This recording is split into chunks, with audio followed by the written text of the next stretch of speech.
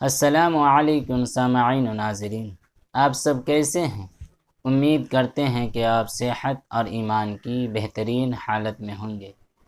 آج ہم آپ کے سامنے نصیحت آموز واقعات کا واقعہ نمبر 6 پیش کرنے جا رہے ہیں۔ آپ سے گزارش ہے کہ ویڈیو آخر تک ضرور دیکھیں تاکہ کچھ سیکھنے کو ملے۔ تو چلیے بلا تاخیر واقعہ شروع کرتے ہیں۔ آج ہمارا عنوان ہے وقت اور دولت۔ واقعہ یوں شروع ہوتا ہے۔ ایک بادشاہ نے اعلان کیا کہ جو شخص جھوٹ بولتے ہوئے پکڑا گیا اس کو 5 دینار جرمانہ ہوگا۔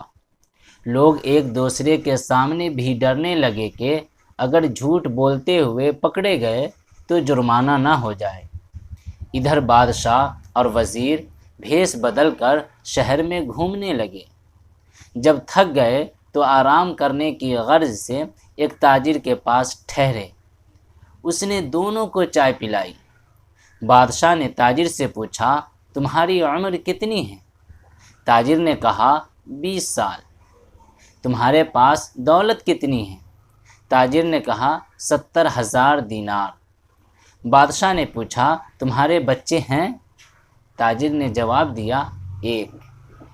واپس آ کر انہوں نے سرکاری دفتر میں تاجر کے کوائف اور جائیداد کی پڑتال کی تو اس کے بیان سے مختلف تھی۔ بادشاہ نے تاجر کو دربار میں طلب کیا اور وہی 3 سوالات دہرائے۔ تاجر نے وہی جوابات دیے۔ بادشاہ نے وزیر سے کہا، اس پر 15 دینار جرمانہ عائد کرو اور سرکاری خزانے میں جمع کرا دو، کیونکہ اس نے 3 جھوٹ بولے ہیں۔ سرکاری کاغذات میں اس کی عمر 35 سال ہے اور اس کے پاس 70,000 دینار سے زیادہ رقم ہے اور اس کے 5 لڑکے ہیں۔ تاجر نے کہا، زندگی کے 20 سال ہی نیکی اور ایمانداری سے گزرے ہیں، اسی کو میں اپنی عمر سمجھتا ہوں، اور زندگی میں 70,000 دینار میں نے ایک مسجد کی تعمیر میں خرچ کیے ہیں، اس کو اپنی دولت سمجھتا ہوں، اور 4 بچے نالائق اور بد اخلاق ہیں، ایک بچہ اچھا ہے، اسی کو میں اپنا بچہ سمجھتا ہوں۔ یہ سن کر بادشاہ نے جرمانہ کا حکم واپس لے لیا اور تاجر سے کہا، ہم تمہارے جواب سے خوش ہوئے ہیں۔ وقت وہی شمار کے لائق ہے جو نیک کاموں میں گزر جائے۔